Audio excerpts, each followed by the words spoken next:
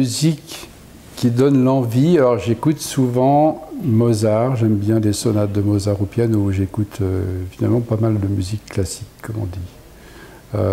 Voilà, c'est qui donne de l'espace, de la légèreté. C'est pour ça que Mozart, il y a quelque chose qui sourit et il y a la légèreté, même si derrière cette légèreté, il y a la vie.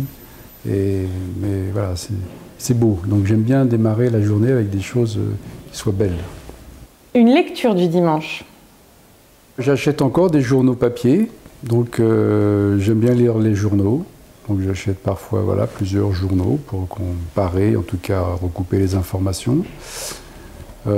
Prendre le temps parfois de lecture, de scénarios, de choses qu'on a à lire, et j'aime bien répondre aussi aux gens assez vite, de ne pas attendre 2 semaines, 3 semaines, 1 mois, 2 mois, voire ne pas répondre aux gens, ce qui arrive hélas assez souvent dans notre métier, donc de répondre au bout d'1 semaine, si on m'envoie un scénario, de pouvoir donner une réponse assez rapidement, donc des lectures parfois dans la semaine quand on n'a pas le temps, on les réserve un peu au week-end.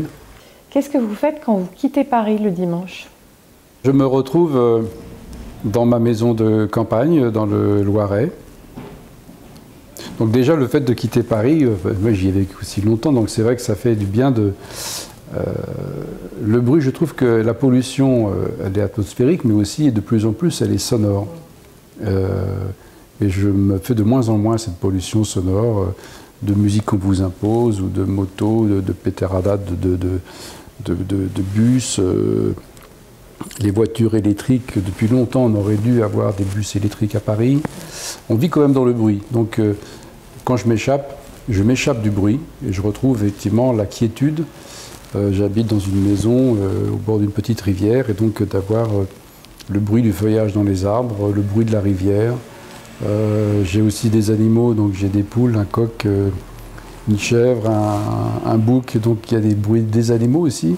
J'aime bien la présence des animaux, qui est quelque chose que je trouve important. On devrait d'ailleurs être beaucoup plus proche des animaux. Les gens de la ville devraient être beaucoup plus proches. Et quels sont vos souvenirs d'enfance du dimanche? Mon père écoutait la musique de manière très très religieuse dans le salon, donc il ne fallait surtout pas le déranger. On pouvait écouter avec lui, donc il enregistrait sur bande magnétique à la radio des symphonies de Mahler, de Beethoven, etc.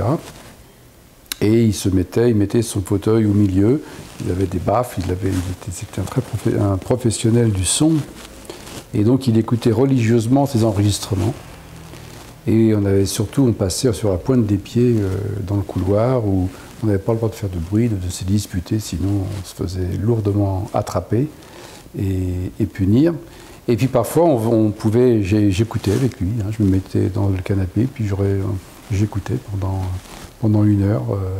Et donc j'ai appris à découvrir, à ressentir ces émotions aussi de cette musique classique de Mozart, de Beethoven, de Dvorak, de Rachmaninoff et d'autres.